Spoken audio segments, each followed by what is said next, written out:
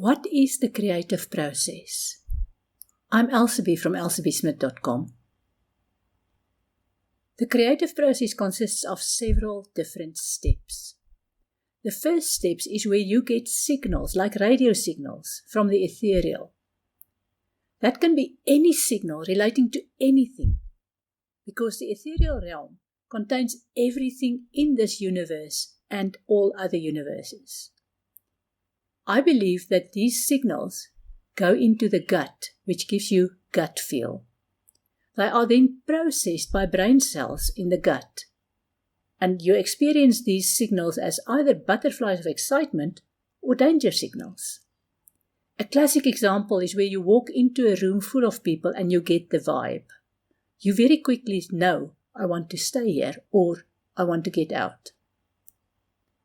How can this awareness of the ethereal realm help you improve the creative process? Keep a notebook to catch your ideas. Sort them out later when the pattern becomes clear. These ideas that float into your mind at all sorts of odd times indicates guidance from the source. It also helps you to get some conscious thought about what you are creating. The second step in the creative process is to turn these signals from the ethereal into thoughts on the astral plane. You know what?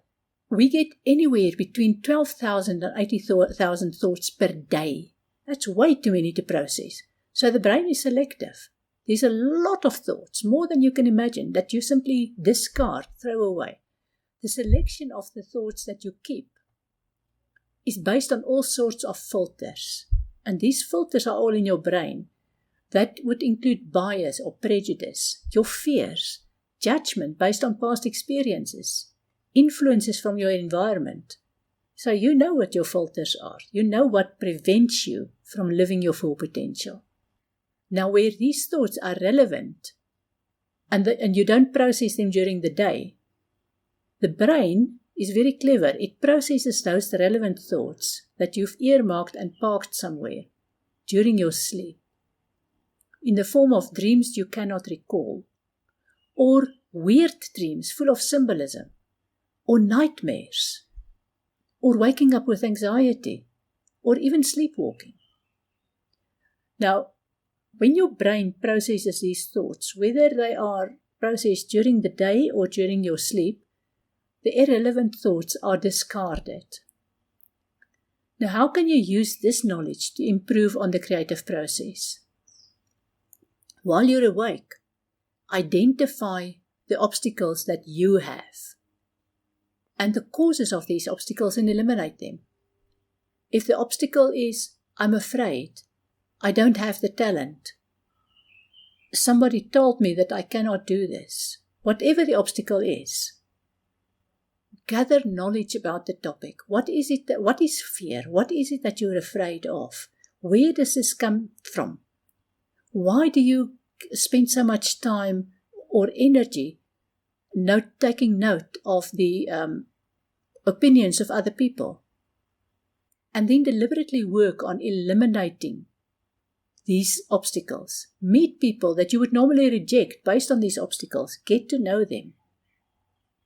You know if you avoid people who are different from you, different based on skin color, on race, on sexual preference, on religion, on belief system, whatever.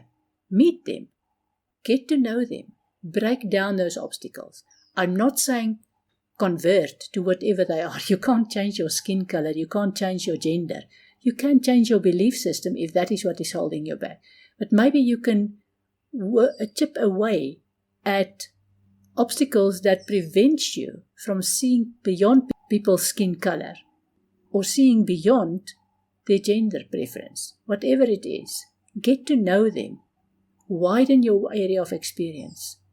And then keep making notes about any thoughts that you regard as relevant to your creation. You know in your heart of hearts, in your bones, you know what you are creating, what you would like to have in your life. Focus on that. Keep making notes about those thoughts. Whether you make the notes in a notebook or in a spreadsheet or just voice notes on your phone for yourself, whatever. Make those notes. Then the third step of creation is to turn those thoughts into words and actions. And you do that in the body and in this dimension. And you do it in different ways. I don't like to give labels to things, but maybe in this instance, adding some labels will help you to understand what it is that we're dealing with here. If I say a positive label, I'm referring to products, projects that you create. I'm referring to excellent health. You create your excellent health.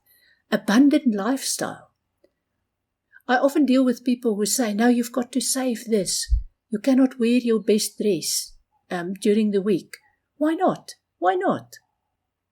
You cannot use bath salts every day. Why not? There's more. God has given us abundance. Our environment, the systems that have enslaved us for so many years, have given us the sense of lack, the sense of poverty. So when you do a positive creation, there's abundance. Part of a positive creation is also a passion for what you do. If you don't do it with passion, then you're in the wrong place.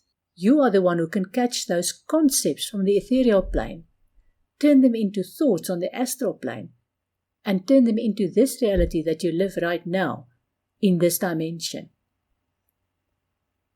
What do I mean with negative thoughts? Surely nobody wants to create anything negative in their lives. How about this? You create more obstacles. You create ailments because your thoughts are expressed in your body. Your thoughts are expressed in your emotions. Your emotions are expressed in your body. So if you have destructive emotions, guess what? Your body will say, excuse me, sorry, I'm not coping with this. Could you please change that? And just to say that again, negative creation would be a lack-conscious lifestyle and outlook. How can you improve your own creative process by knowing this? Identify your reasons for procrastination. Deal with the fears behind those reasons for procrastination. If you really want to do something, if you have the passion, you will do it. If you don't want to do something, is it because you have no passion? Is it because you feel you have to please somebody else? Is it because you feel you have some obligation? Identify the reasons for that procrastination and deal with those reasons. I know many people, especially women brought up in strict religious backgrounds, who believe that they need to serve. They need to always serve. They need to be martyrs. They need to not look after themselves. And eventually they are so tired, so bone tired of life, that they've got nothing left to give. So deal with that as well. Deal with that obstacle in your own mind as well. Take action and create those products and projects, even if you need to take baby steps. Do you think I just write a book and I put it on the internet the next morning? Yes, there are people who do that, but look at the quality of what they do. I get the thoughts, I get firstly I get the concepts. They turn into thoughts. They turn into hard physical labor because I need to sit on this chair. I need to write the book. I need to put everything in sequence. I need to then put a result into a format that can be published where people can benefit from it, whether it's an ebook, an audio book, a video course, even a blog. I need to do that, and it takes time, and it's a huge job. But I always remind myself, how do you eat an elephant? One bite at a time. Another way to improve your creative process is to identify anything that you don't like about yourself. How do you deal with that then? Once you know what you don't like about yourself, you're not going to tell everybody because it's your business. But that's the very first step. First, identify what you don't like about yourself. Then accept what you don't like about yourself. And then change it to what you like. And you can do that with characteristics. You can do it with your health, your physical body. You can do it with your environment. If you don't like your situation, first work on changing it. Maybe you're caught in a relationship where there are children involved and you can't just walk away. Maybe you are caught up in a job or a career where you believe you need the money and there's no other way for you to earn the money. Yes, there's always another way. So if you feel like you're caught up in a situation, first work on changing that situation. And if changing the situation doesn't work, walk away. Create the situation that you desire. It's amazing the moment you take the courage and you start working on what it is that you don't like about yourself, your situation, how the solutions appear. How would you describe your best creation? For me, it is a creation where the heart, the mind, and the gut are aligned. Because all brain cells, those that you have in the mind, those you have in the gut, those you have in the heart, they are all ruled by the brain cells in the heart. You will know that your creation is wonderful when everything about it is a contribution to mankind. If it's destructive, then there's a lot that you need to work on. Your creation is your best creation when it reflects your passion. Passion comes from the heart, and the heart is always pure. If passion comes from the mind, remember there's all those obstacles, there's all those fears, there's all those prejudices. Passion comes from the heart, not from the mind. One last thing that you can do to ensure that you create in the best possible way. Search the internet for the book, The Science of Getting Rich. It was written over 100 years by a man called Wallace Wattles. It's not a difficult read. It's not many pages either. Nothing has changed since he's written that book. Have a look for it. The Science of Getting Rich by Wallace Wattles. And finally, enjoy your creation.